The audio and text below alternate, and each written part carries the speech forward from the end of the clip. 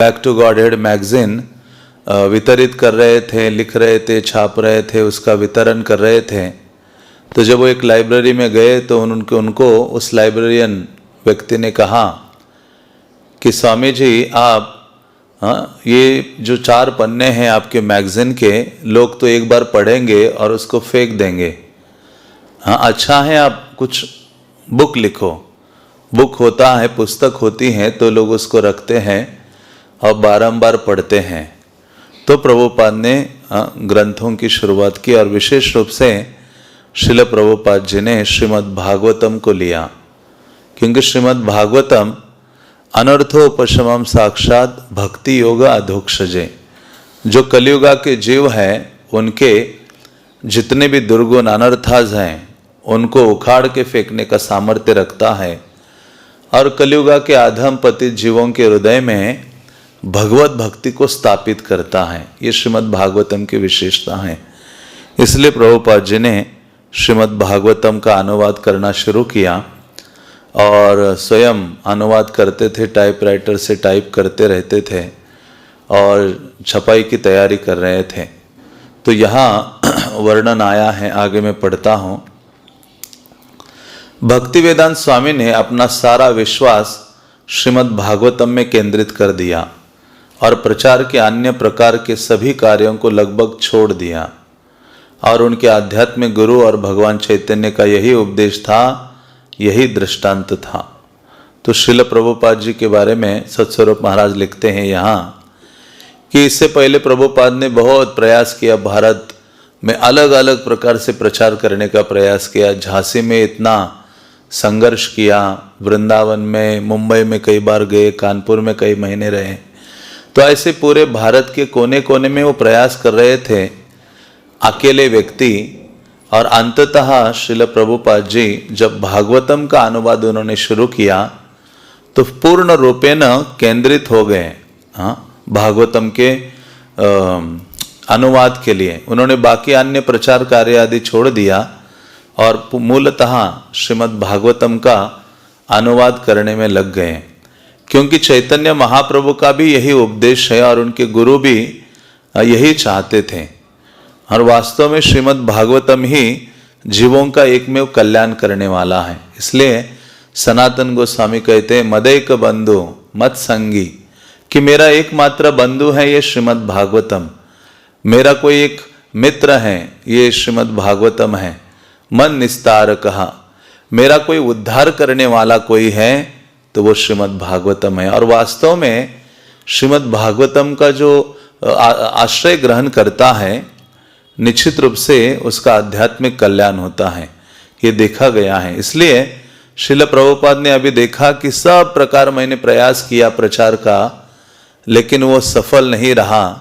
अभी पूर्णतः श्रीमद् भागवतम को लेके बैठे और उसका अंग्रेजी भाषा में अनुवाद करना शुरू किया। केवल अनुवाद श्लोक आदि का ही नहीं, बल्कि प्रभुपाद जी भाष्य लिख रहे थे, तात्पर्य दे रहे थे, भक्ति वेदांत तात्पर्य उसमें प्रदान कर रहे थे। और विश्व में पहली बार ये घटित हो रहा था, श्रीमद् भागवतम का इतना सुव्यवस्थित अनुवाद करने के लिए कोई व्यक्ति तत्पर हो गया था। तो श्रील प्रभुपाद ने सारे कार्य छोड़े थे और वास्तव में हमारे संप्रदाय में श्रीमद् भागवतम का विशेष स्थान है। जितने भी हमारे आचार्यगण आए हैं उन्होंने श्रीमद् भागवतम पर अपना भाष्य दिया है और भागवतम को सर्वोच्च प्रमाण के रूप में स्थापित किया है। चैतन्य महाप्रभु ने भी श्रीमद् भागवतम को सबसे बड़ा जो प्रमाण है, श्रीमद् भागवतम प्रमाणम अमलम यद वैष्णवानाम प्रियम, तो श्रीमद् भागवतम को सर्वोच्च स्थापित किया है। महाप्रभु हो या पूर्ववर्ती आचार्य हो, भक्ति सिद्धांत सरस्वती हो, तो इन्होंने उसको बहुत गंभीरता से लिया प्रभुपाद जी ने और उसका अनुवाद करने में लगे रहे। उनकी रुचि बहुत लागत वाले मंदिरों के निर्माण या बहुत से नए शिष्य पैदा करने में नहीं थी।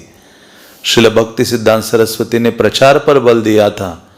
प्रचार के लिए ग्रंथ चाहिए थे और सर्वोत्तम ग्रंथ था श्रीमद् भागवतम। इसलिए दीक्षा होने के बाद भक्त को हमेशा प्रतिदिन श्रीमद् भागवतम का संग करना चाहिए। प्रतिदिन श्रीमद् भागवतम का अध्ययन करना चाहिए। और इसी कारण से श्रील प्रभुपाद ने अपने मंदिरों में ये दिनचर्या में शामिल किया है, नित्यम भागवत सेवया, कि प्रतिदिन श्रीमद् भागवतम का श्रवण किया जाए। तो प्रभुपाद की अभी रुचि नहीं रही थी कि बड़े बड़े मंदिरों का निर्माण करो, हजारों शिष्यों को तैयार करो, बल्कि वो चाहते थे, उनके गुरु महाराज की इच्छा थी कि प्रचार होना चाहिए। चैतन्य महाप्रभु आविर्भूत हुए थे और चैतन्य महाप्रभु ने ये मिशन शुरू किया है, पृथ्वी ते आचे जत नगरादि ग्राम सर्वत्र प्रचार होइबे मोर नाम। महाप्रभु ने कहा पृथ्वी के ग्राम ग्राम नगर नगर में मेरे नाम का प्रचार होगा। और स्वयं चैतन्य महाप्रभु ने प्रचार किया है। प्रचार के लिए चैतन्य महाप्रभु नवद्वीप से संन्यास ग्रहण करके जगन्नाथपुरी आए हैं। जगन्नाथपुरी से महाप्रभु दक्षिण भारत गए प्रचार के लिए, वृंदावन, वाराणसी आदि सभी स्थानों में आए। तो चैतन्य महाप्रभु ने प्रचार का महत्व स्थापित किया था। और महाप्रभु जाने के बाद वो जो धारा है नित्यानंद प्रभु ने संभाली, उनके पश्चात षड्गो स्वामी वृंद ने, उसके पश्चात नरोत्तम दास ठाकुर, श्यामानंद प्रभु और जो श्रीनिवास आचार्य हैं, इन्होंने प्रचार पर बहुत जोर दिया। तो उसके पश्चात जो भी आचार्य आए, प्रचार पर बहुत जोर था। धीरे धीरे ये आंदोलन मानो लुप्त हो गया था, लेकिन उसके बाद श्रील भक्ति विनोद ठाकुर आविर्भूत हुए। और भक्ति विनोद ठाकुर वास्तव में वो भक्ति गंगा को प्रवाहित करने वाले आचार्य हैं। वो गृहस्थ आश्रम में होने के बावजूद भी उन्होंने इतना अधिक प्रचार कर दिया, कितने सारे सेंटर उन्होंने शुरू किए थे और कितने लोगों, कितने 100 से अधिक ग्रंथों की उन्होंने लेखन किया। भक्ति सिद्धांत भक्तिविनोद ठाकुर पूर्णतः प्रचार में लगे थे और प्रचार करते करते जगन्नाथ को प्रार्थना की कि हे प्रभु, आप मुझे एक ऐसा पुत्र दो जो आपकी किरण हो, विष्णु की किरण, जो महाप्रभु के आंदोलन को आगे बढ़ा सकता है। और वही भक्ति सिद्धांत सरस्वती ने अपने गुरु के फोटो से संन्यास ग्रहण किया और प्रचार के आंदोलन में लगे। और वही चीज अपने शिष्यों को उन्होंने सिखाई। भक्ति सिद्धांत महाराज कहा करते थे, प्राण आचे जा से ही तो प्रचार, जिसमें प्राण है ना वही व्यक्ति प्रचार कर सकता है। इसलिए भक्ति सिद्धांत महाराज ने मठों की स्थापना की, केंद्रों की स्थापना की कि वहां प्रशिक्षित होंगे भक्त लोग और वहां से प्रचार करते रहेंगे। भक्ति सिद्धांत महाराज तो सबको सब सुविधा देने के लिए तत्पर थे, लेकिन प्रचार के लिए निकल जाओ। तुम्हें प्रचार में जाने के लिए हाथी चाहिए, घोड़े चाहिए, उसके ऊपर, ऊंट के ऊपर, हाथी के ऊपर बैठकर प्रचार के लिए जाओ, वो कहा करते थे। लेकिन किसी भी स्थिति में प्रचार कार्य रुकना नहीं चाहिए, महाप्रभु का ये जो आंदोलन है। इसलिए भक्ति सिद्धांत सरस्वती महाराज इतने दूरदर्शी आचार्य थे कि उन्होंने अपने शिष्यों को इंग्लैंड आदि भेजा था विदेशों में। वो चाहते थे प्रचार भारत तक ही सीमित ना हो, विदेश पाश्चात्य जगत में भी जाए। इसलिए भक्ति सिद्धांत महाराज ने जोर दिया कि प्रचार करना है तो ग्रंथ चाहिए, ग्रंथों के बिना प्रचार नहीं होगा। और ग्रंथ होते ही है बद्ध जीव की जो आसक्ति ग्रंथि है, आसक्ति रूपी जो संसार के प्रति गांठ है, उसको काटने के लिए ग्रंथ हैं। भक्ति सिद्धांत महाराज ने इसलिए जोर दिया ग्रंथों की छपाई की। खुद भक्ति विनोद ठाकुर के जितने ग्रंथ थे उनको छापा, अन्य आचार्यों के ग्रंथों को छापा, और वही भावना उन्होंने अपने आगे शिष्यों को दी। और श्रील प्रभुपाद के बारे में हम हमेशा सुनते हैं कि उनके गुरु महाराज उनको राधा कुंड में कहते हैं, यदि आपके पास धन आए तो आप ग्रंथों को छापो। और प्रभुपाद भी उसी भाव को आगे दिए हैं अपने भक्तों को या शिष्यों को। मेरे ग्रंथों का छपाई होते रहनी चाहिए और वितरण होना चाहिए। जब तक मेरी पुस्तकें डिस्ट्रीब्यूट होती रहेगी तब तक मैं जीवित हूँ।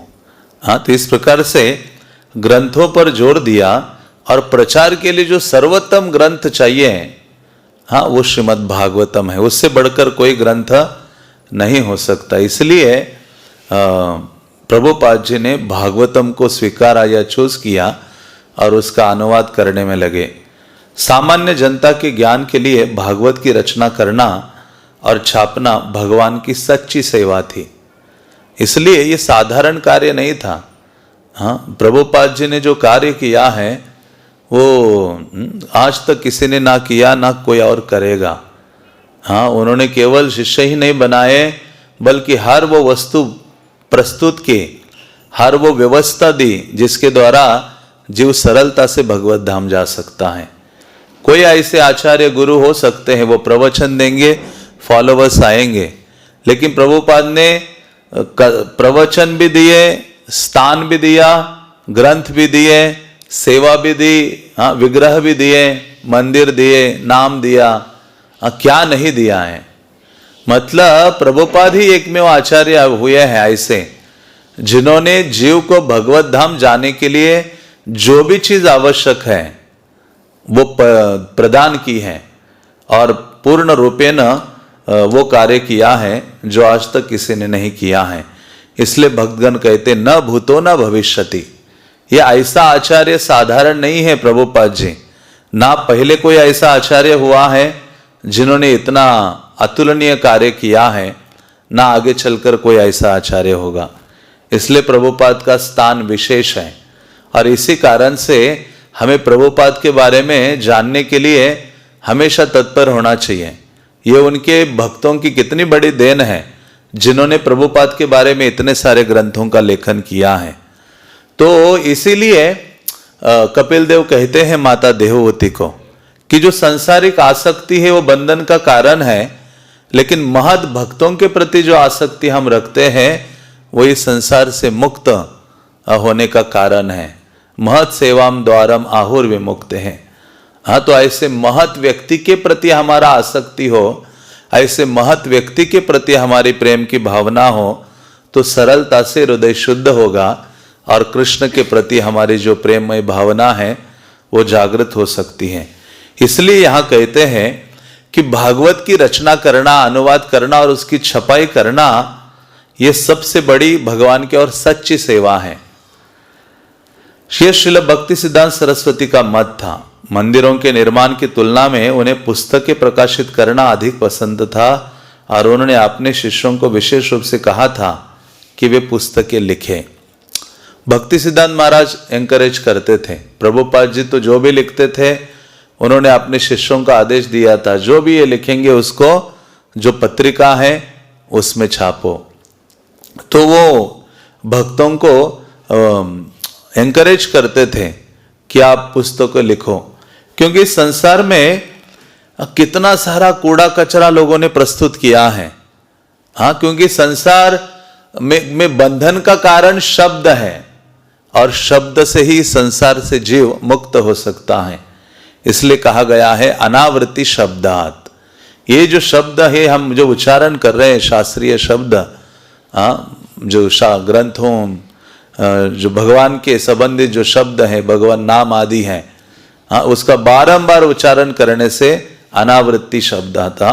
बारंबार उच्चारण करने से व्यक्ति मुक्त हो सकता है। इसलिए भक्ति सिद्धांत सरस्वती बहुत जोर देते थे। बल्कि उन्होंने जब विग्रह की स्थापना की मंदिरों में, तो विग्रह के सामने ही, टेम्पल हॉल के सामने ही प्रिंटिंग प्रेस की स्थापना की। वो कहा करते थे ये राधा कृष्ण को ये करताल मृदंग की आवाज से ज्यादा अच्छा आनंद आता है। इसलिए कृष्ण लीला का एक में इसलिए कृष्ण की लीलाएं हैं ताकि व्यासदेव जैसे महात्म आचार्य उसको रिकॉर्ड करे या संकलन करे और बद्धजीव जब उनको सुनेंगे तो वो मुक्त हो सकते हैं। इसलिए ग्रंथों का लेखन करना बहुत आवश्यक है, उनको प्रकाशित करना और उनका वितरण करना। ये महीना उसी के लिए समर्पित है। इसलिए भक्तगण दिन रात लगे रहते हैं प्रभुपाद के ग्रंथों का वितरण करने में। पुस्तकें लिखना, उन्हें प्रकाशित करना और दूर दूर तक वितरित करना उन्नत शक्ति प्रदत्त भक्तों का काम है। तो ये साधारण भक्तों का कार्य नहीं है। भगवान की विशेष कृपा अनुकंपा जिन पर है, ऐसे महान आचार्यगण ये महान कार्य करते हैं।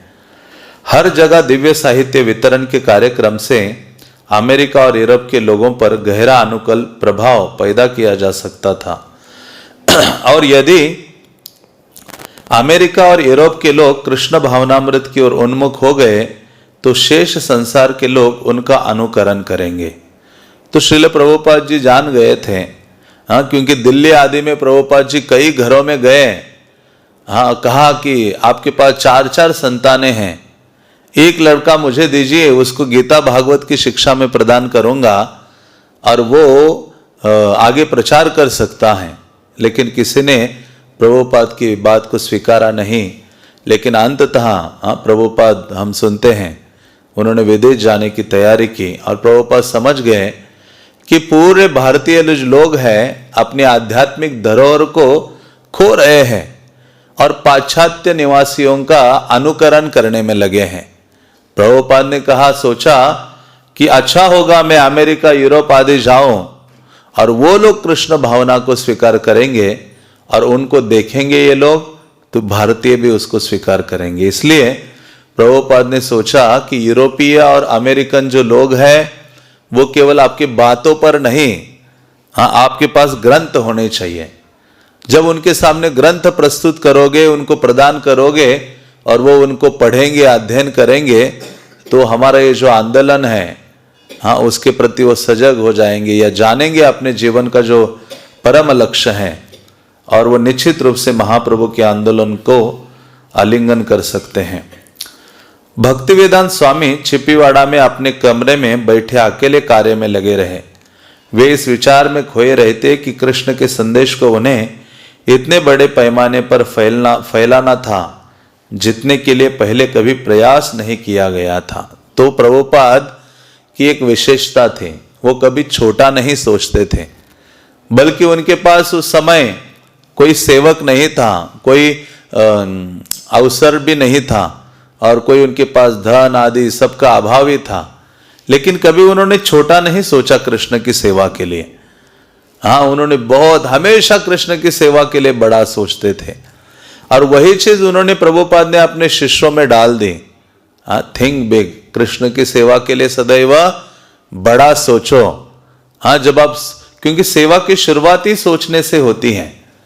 कृष्ण की सेवा के लिए जब भक्त बड़ा सोचता है और प्रयास करता है तो कृष्ण उसको अनुकूल वातावरण देते हैं, शक्ति प्रदान करते हैं, हाँ, और बुद्धि प्रदान करते हैं। इसलिए प्रभुपाद जी सोच रहे थे कि हाँ, उन्होंने सोचा कि ये जो कृष्ण का संदेश है उसको मुझे इतना बड़े पैमाने पर फैलाना है, वितरित करना है कृष्ण का संदेश, जिसका इससे पहले किसी ने प्रयास नहीं किया है। और वास्तव में वही था, किसी और ने नहीं सोचा था। भक्ति सिद्धांत महाराज ने थोड़ा सोचा था विदेश जाने के लिए या विदेशों में जाए, लेकिन प्रभुपाद ने कई और चीजें इंट्रोड्यूस की जिसके द्वारा चैतन्य महाप्रभु का ये जो आंदोलन है वो फैलने लगा। हाँ, कितनी चीजें व्यक्ति सोच नहीं सकता, इतनी चीजें प्रभुपाद ने प्रदान की हैं और हर चीज कृष्ण की सेवा में लगाने का जो कार्य प्रभुपाद ने प्रदान किया है वो किसी और ने नहीं किया है। जो अन्य मध्व आदि संप्रदाय के सन्यासी या अन्य संप्रदाय के सन्यासी समंदर के पार जाने के लिए स्वीकार नहीं करते, हाँ, सन्यास लोप हो जाएगा, तो लेकिन श्रील प्रभुपाद ने हर वो चीज कृष्ण की सेवा में लगाई और वो जानते थे कि हर चीज कृष्ण की शक्ति है और हर चीज जो बनी है वो कृष्ण की सेवा के लिए बनी हुई है। इसलिए प्रभुपाद ने इतना बड़ा प्रयास किया है और उनकी ये इच्छा थी कि बड़े लेवल पर चैतन्य महाप्रभु की जो शिक्षा है, चैतन्य महाप्रभु का जो आंदोलन है, उसको मुझे फैलाना है, प्रयास करना है। हाँ, यही भक्त की विशेषता होती है। वो सदैव कृष्ण की सेवा के विचारों में खोए रहता है और भगवान की सेवा को और कैसे बड़ा करो, और कैसे बड़ा करो, और कैसे बढ़ाओ, उसके बारे में सोचता रहता है। हाँ, जैसे माधवेंद्र पुरी जब गए वहाँ रेमुना में, तो गोपाल तो यहाँ प्रकट हुए थे गिरिराज के ऊपर। वहां गए तो उन्होंने पूछा, अरे क्या क्या भोग लागे, यहाँ क्या क्या चीज भोग लगती है, इतना अच्छा सेवा हो रहा है, इसका अर्थ यहाँ बहुत अच्छी चीज भोग लगती होगी। हाँ, तब उनको पता चला अमृत के लिए नाम, हाँ, जो खीर है वो भोग लगती हैं। तो इस प्रकार से जो भक्त है हर समय हर स्थिति में कृष्ण की सेवा के बारे में सोचता है और बेटर और अच्छा करने के बारे में सोचता है। तो श्रील प्रभुपाद जी भी अकेले सैनिक हैं। छिप्पीवाड़ा जो इतना भीड़ वाला एरिया है, दिल्ली में आप भी जाओ, आज भी लाल किले के सामने ही है, वो स्थान अभी इस्कॉन को मिला है और इस्कॉन का सुंदरतम मंदिर है वहाँ। वो कमरा भी है जहाँ श्रील प्रभुपाद जी का ये जो लीला यहाँ वर्णन है, प्रभुपाद जी वहाँ रहा करते थे और वहाँ रहकर उस ग्रंथों का अनुवाद करते थे। जो राधा कृष्ण के विग्रह थे उस समय वो भी वहाँ हैं। तो पूरा मंदिर अभी इस्कॉन को प्राप्त हुआ है। इस्कॉन के भक्तगण वहाँ रहते हैं, इस्कॉन छिप्पीवाड़ा के रूप में, और वहाँ सेवा आदि करते हैं। वे कभी कभी इस सोच में पड़ जाते कि पश्चिम के लोग जो वैदिक संस्कृति से इतने दूर हैं, कृष्ण के संदेश को कैसे अपनाएंगे। वे मांस भक्षी थे, म्लेच्छ थे। तो प्रभुपाद विचार तो किया उन्होंने, जैसे पिछले कई संडेज में हमने चर्चा की थी कि प्रभुपाद जी कानपुर गए, 2 महीना रहे, फिर अलग अलग मुंबई में गए, कई जगह जब भ्रमण किए। ऐसे भ्रमण करते करते एक दिन उनको विचार आया कि मैं भारत के हर जगह जा सकता हूं, तो मैं विदेश भी तो जा सकता हूं। तब उन्होंने हलचल शुरू की, विदेश जाने की तैयारी करना शुरू की और उसके लिए श्रीमद् भागवतम को अनुवाद करने की शुरुआत उन्होंने की। तो प्रभुपाद जी सोच रहे थे वहां अकेले उस रूम में कि ये जो वैदिक संस्कृति है, ये वहां के लोग कैसे स्वीकार कर पाएंगे। वे तो म्लेच्छ हैं, मांस भक्षी हैं। भक्तिवेदांत स्वामी के एक गुरु भाई जब इंग्लैंड गए थे तो मार्क्विक्स ऑफ जेटलैंड उनसे पाप कर्ममय जीवन से बचने के लिए 4 निषेधों को सुनकर असंभव कहते हुए तिरस्कारात्मक हंसी हंस पड़े थे, किंतु श्रीमद् भागवतम की अपनी बात थी। तो श्रील प्रभुपाद के गुरु भाई जब वहाँ गए थे, बोन महाराज, तो वहाँ एक इंग्लैंड का एक अधिकारी व्यक्ति, उन्होंने कहा मुझे ब्राह्मण बनना है। तो उनके वो बोन महाराज जो उनके गुरु भाई थे, जो भक्ति सिद्धांत महाराज ने उनको भेजा था, कहते थे तभी संभव है जब आप 4 प्रकार के पाप कर्मों से दूर रहोगे। तो ये सुनकर ही वहाँ के उस इंग्लैंड ब्रिटिश अधिकारी ने कहा कि ये इम्पॉसिबल है, असंभव है। तो लेकिन श्रील प्रभुपाद जी अपने साथ श्रीमद् भागवतम ले जाने की तैयारी कर रहे थे। बल्कि प्रभुपाद जब शांतिपुर गए थे जाने के पूर्व, मुंबई से शांतिपुर गए, कोलकाता गए और उनका वहाँ से जब जहाज था जलदूत, तो वहाँ से वो शांतिपुर गए अद्वैताचार्य की कृपा की याचना करने के लिए। तो वहाँ के पुजारी ने कहा कहाँ जा रहे हैं आप। उन्होंने कहा मैं अमेरिका जा रहा हूँ। तो लेकिन उन्होंने कहा मैं नहीं जा रहा हूँ, श्रीमद् भागवतम जा रहा है, मैं श्रीमद् भागवतम का सेवक बन के जा रहा हूँ। तो इस प्रकार से प्रभुपाद का ये भाव था, क्योंकि श्रीमद् भागवतम को कोई साधारण ग्रंथ वो नहीं समझ रहे थे, साक्षात कृष्ण है। कृष्णे स्वधाम पगते धर्म ज्ञानादिभि सहा। कि कलियुगा में जो कलियुगा के प्रभाव से जिनकी दृष्टि नष्ट हो गई है, उनको दिव्य प्रकाश देने के लिए श्रीमद् भागवतम अवतरित हुआ है और भागवतम साक्षात कृष्ण है। इसी कारण से प्रभुपाद की ये भावना थी कि भागवतम वहाँ जाएगा तो निश्चित रूप से उन जीवों का कल्याण हो सकता है। इसलिए भागवत को अनुवाद करने में प्रभुपाद जी लगे। तो हमें भी भागवतम को पढ़ने में लगना चाहिए। दोनों चीजें होनी चाहिए। प्रभुपाद ने इतना कष्ट उठा के ग्रंथों का लेखन किया है, हमें भी बहुत जोर शोर से पढ़ना चाहिए और उसका वितरण भी करना चाहिए।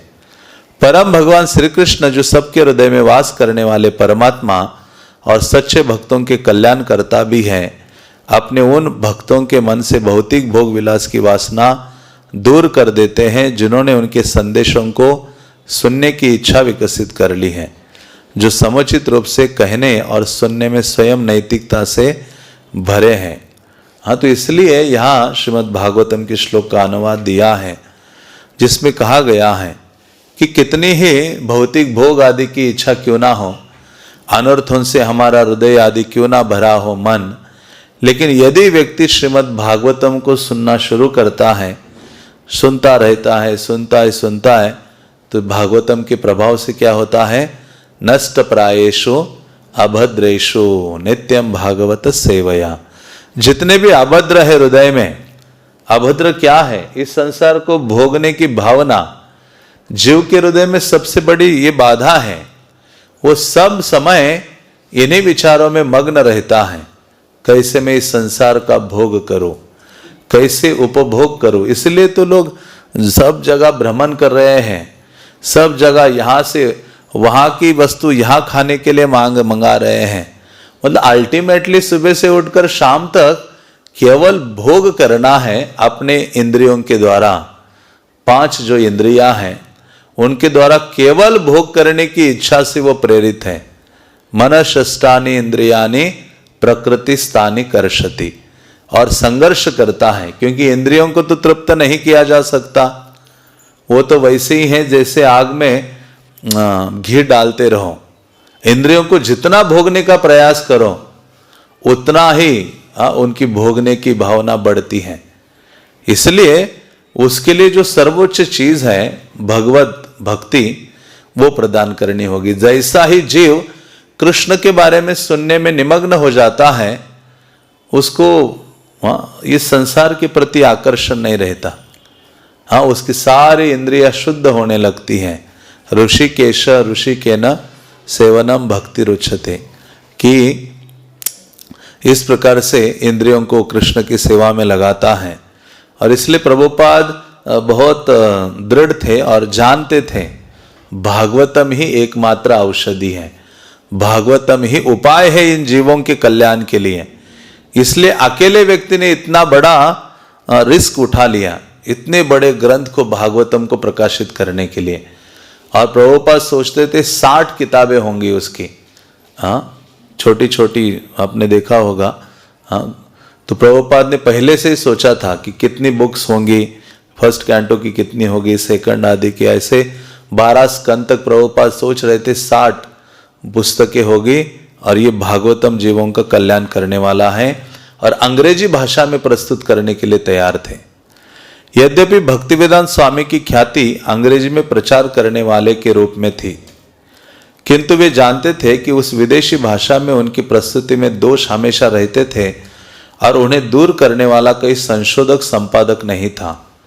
लेकिन ऐसे तकनीकी दोषों के कारण वे श्रीमद् भागवतम के मुद्रण से विरत नहीं हो सकते थे।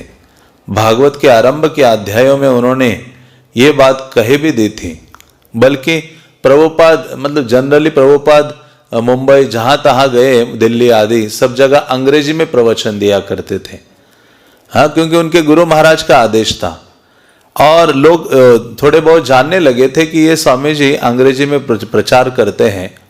और अंग्रेजी भाषा में उन्होंने अनुवाद शुरू किया, तो वहाँ में भी ग्रामेटिकल कुछ गलतियां रह सकती हैं, लेकिन फिर भी उनके पास तो कोई एडिटर नहीं था, संशोधन करने वाला एक अच्छा व्यक्ति, लेकिन फिर भी प्रभुपाद रुकने वाले नहीं थे।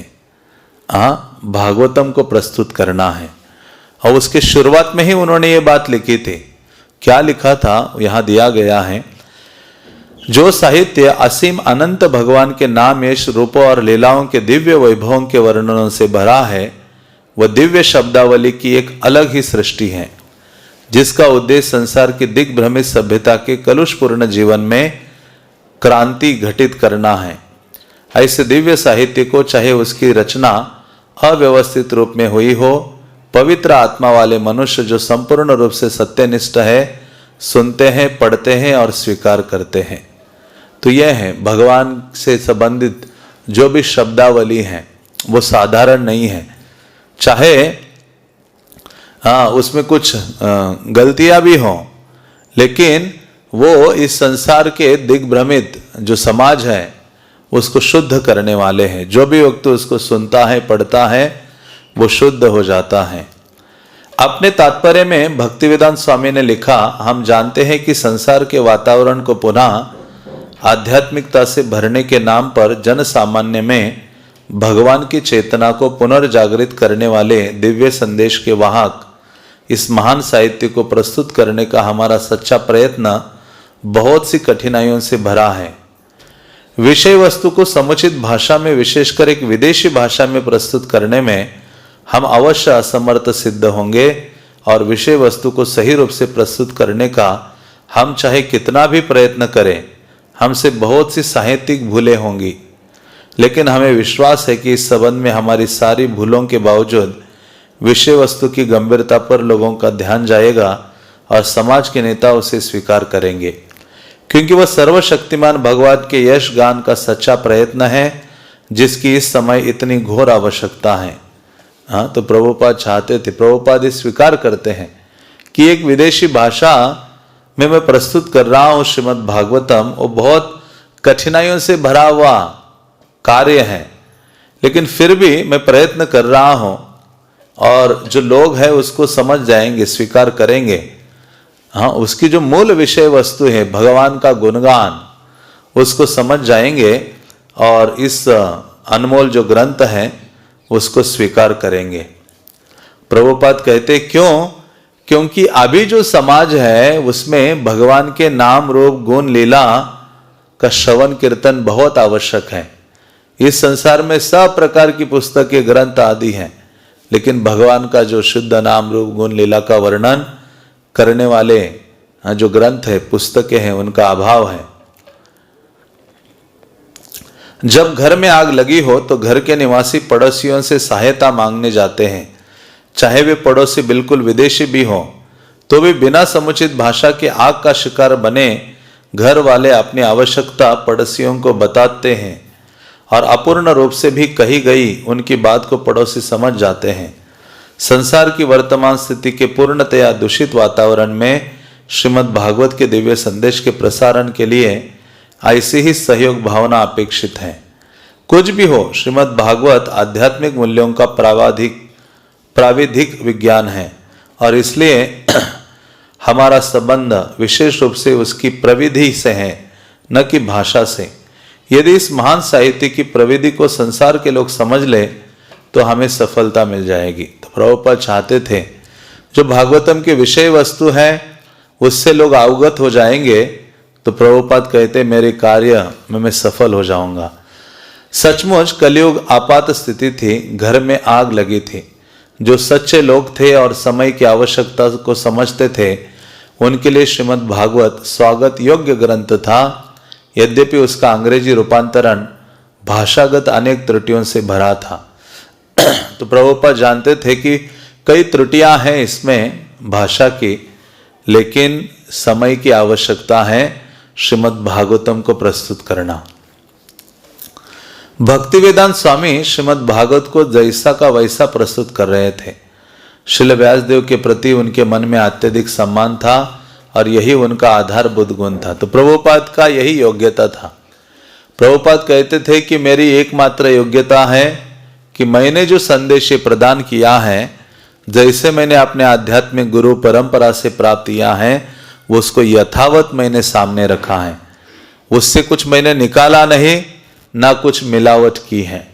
इसी कारण से मैं सफल हूं, प्रभुपाद कहा करते थे। यही मेरी एकमात्र योग्यता है। तो प्रभुपाद जी यहाँ लिखा है कि श्रीमद् भागवतम को उन्होंने जैसे कि तैसा प्रस्तुत किया। जैसे भगवद गीता का उन्होंने नाम रखा है Bhagavad Gita as it is, Bhagavad Gita Yatharoop. क्योंकि जब प्रभुपाद अमेरिका गए थे, अमेरिका जाने के बाद भगवद गीता का अनुवाद प्रस्तुत किया प्रभुपाद ने। पहले भगवद गीता का अनुवाद उन्होंने लिखा था जब कोलकाता में अपने घर में थे, कई पेजेस हो गए थे, 1000 पेज हो गए होंगे या उससे ज्यादा लिखे थे हाथ से पूरा भगवद गीता। लेकिन उनके पास धन नहीं था छपाई करने के लिए। और जब लोगों को अप्रोच कर रहे थे दक्षिण भारत में, कोई एक व्यक्ति तैयार हो गया। जब बिजनेस से घूमते घूमते वापस घर आए तो देखा जो अपनी पांडुलिपि है, जो लिखा हुआ था भगवद गीता का अनुवाद, वो घर के एक भी कोने में नहीं नजर आ रहा है। पत्नी को पूछा हाँ कि वो कहाँ गए सारा मैंने जो लिखा हुआ था। उन्होंने कहा मैंने उसको बेच दिया क्योंकि मुझे चाय चाहिए था, बिस्किट्स। हाँ, तो प्रभुपाद ने उसी समय समझ लिया। हाँ, कहा कि आपको टी चाहिए या मैं चाहिए, हाँ टी और मी। तो प्रभुपाद दृढ़ हो गए कि अभी ये स्थान मेरे रहने के लिए योग्य नहीं है, अभी मुझे निकलना पड़ेगा। हाँ, तो इस प्रकार से प्रभुपाद ने इतना, अब सोचो इतना बड़ा अनुवाद लिखना हाथ से और उसके बाद वो उसकी ऐसी दशा हो, कूड़े में चले जाना कितना कष्टदायक है। लेकिन हार नहीं मानी, विशेषता है प्रभुपाद की, संघर्ष में हार नहीं मानी, कृष्ण की सेवा के लिए लगे रहे। इसलिए सफलता महत्वपूर्ण नहीं है, कृष्ण की सेवा में कंटिन्यूअसली प्रयास करते रहे हम, कृष्ण कृपा करते हैं, सफलता देते हैं। हरि नाम जप करने में भी वैसे हैं, भक्त स्ट्रगल करता रहे, मुझे ध्यान पूर्वक जप करना है, करता रहता है, कृष्ण कृपा करते हैं, उसका प्रयास को देखते हैं। माता यशोदा का प्रयास देखा, कहा कृष्ण ने स्वयं बन गए। उसी प्रकार से हमारा सेवा का प्रयास जब भगवान देखते हैं तो कृपा करते हैं। तो प्रभुपाद ने भी भगवद गीता को एज इट इज प्रस्तुत किया था और वैसे ही श्रीमद् भागवतम को भी उन्होंने यथावत प्रस्तुत किया है। प्रभुपाद को पूछा जाता था कि आप इतना अच्छा कैसे बोल लेते हैं? प्रभुपाद ने कहा क्योंकि मैंने अपने आध्यात्मिक गुरु से अच्छे से श्रवण किया है, जिसके कारण से मैं बोल पा रहा हूं। श्रील व्यासदेव के प्रति उनके मन में अत्यधिक सम्मान था और यही उनका आधारभूत गुण था। वे अपनी स्वयं की अनुभूतियों को जोड़ रहे थे, लेकिन पूर्वगामी आध्यात्मिक गुरुओं से आगे निकलने की भावना नहीं थी। हाँ, उनके अंदर यह नहीं था कि मैं अपने पूर्ववर्ती आचार्यों से महान बनूं या महान कोई सिद्धांत प्रस्तुत करूं। हाँ, वो अपने जो अनुभूति है, हाँ, साथ साथ जो पूर्ववर्ती आचार्य है उन्होंने जो अनुभूति प्रस्तुत की है उसके साथ वो भागवतम का लेखन कर रहे थे और अत्यधिक विनम्र थे। हाँ, श्रील प्रभुपाद जी इतनी विनम्रता, इतना सब कुछ करके विनम्र बने रहना, हाँ, ये गौड़िया वैष्णव की विशेषता है। गौड़िया वैष्णव जैसे विनम्रता की मूर्ति संसार में प्राप्त नहीं होंगे। श्रील प्रभुपाद भागवतम की एक तात्पर्य में लिखते हैं, हाँ, जब ध्रुव महाराज का उद्धार हो रहा था, ध्रुव महाराज के लिए आकाश वैकुंठ दूत विमान में बैठा कर ले जा रहे थे, तो ध्रुव महाराज को याद आया, अरे मेरी माता कहाँ है? तो दूतों ने कहा देखो दूसरा विमान जा रहा है, आपकी माँ भी वैकुंठ जा रही है। तो उसके श्लोक के तात्पर्य में प्रभुपाद कहते हैं मेरा भी कोई एक शिष्य हो, हाँ, ध्रुव महाराज को अपनी माँ को ले गए, मेरा ऐसा कोई शिष्य हो जो मुझे वैकुंठ धाम आध्यात्मिक जगत ले जाए। अभी जिन्होंने संसार के अनगिनत जीवों को उद्धार कर दिया है, हाँ, अनंत समय के लिए, वो इतनी विनम्रता की मूर्ति है। नरोत्तम दास ठाकुर कहते हैं मौसम पतित प्रभु ना पाई बेयार। तो जहां विनम्रता का भावना होगा वहां नाम भगवत भक्ति स्थित रहेगी, भगवान के प्रति आसक्ति की भावना बनी रहेगी। इसलिए भक्तों को, इसलिए चैतन्य चरितामृत में कृष्णदास कविराज कहते हैं ये जो चैतन्य महाप्रभु हैं उनकी जो शिक्षा है उसका जो मूलभूत श्लोक है उसको हमें गले में कंठहार, माला बन के पहनना चाहिए। तृणादपि सुनीचेन तरोरपि सहिष्णुना अमानिना मानदेन कीर्तनीय सदा हरि। वो बहुत महत्वपूर्ण श्लोक है। तो इसी कारण से श्रील प्रभुपाद जी इतने अधिक विनम्रता की मूर्ति थे। उनके कई ऐसी घटनाएं हैं जिनमें उनका ये जो विनम्रता है वो प्रस्तुत होती है और सदैव अपने गुरुजनों के आश्रित रहते हैं, सदैव उनके चरणाश्रित रहते हैं, उनकी कृपा की याचना करते रहते हैं। और प्रभुपाद कहते थे ऐसा कोई समय नहीं था कि मेरे गुरु महाराज मेरे संग ना हो। हाँ, और हर समय जो भी क्रेडिट है सफलता का वो अपने आध्यात्मिक गुरु को देते थे कि मेरे आध्यात्मिक गुरु की कृपा से ये हुआ है।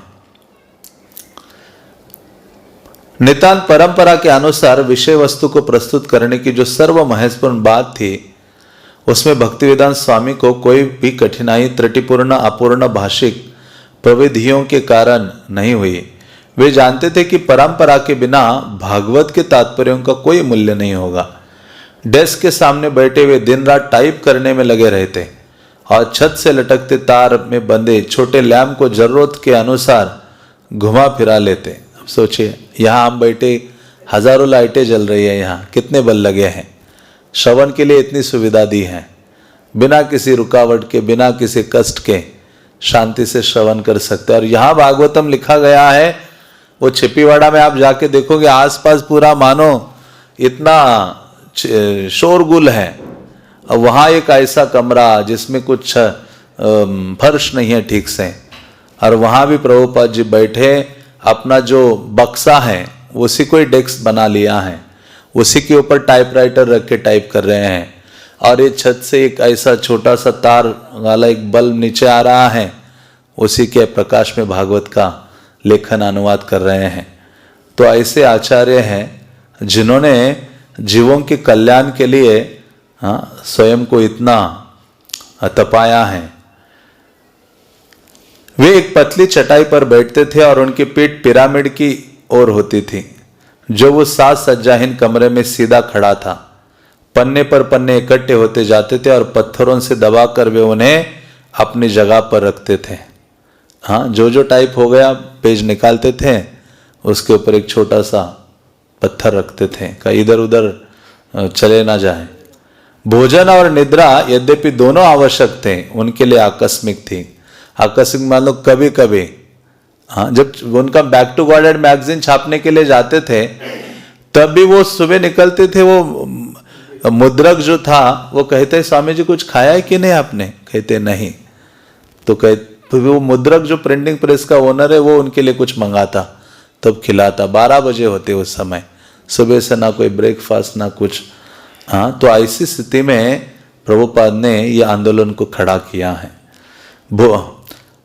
उन्हें पूरा विश्वास हो गया था कि उनका श्रीमद् भागवतम दिग्भ्रमित सभ्यता में क्रांति उत्पन्न कर देगा।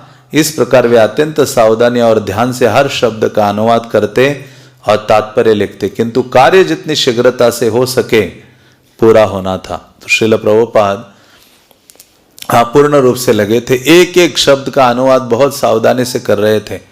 पूछा कि प्रभुपाद आप इतना स्लो कैसे क्यों कर रहे हैं? प्रभुपाद ने कहा क्योंकि आने वाले 10,000 साल के लिए मैं लिख रहा हूं।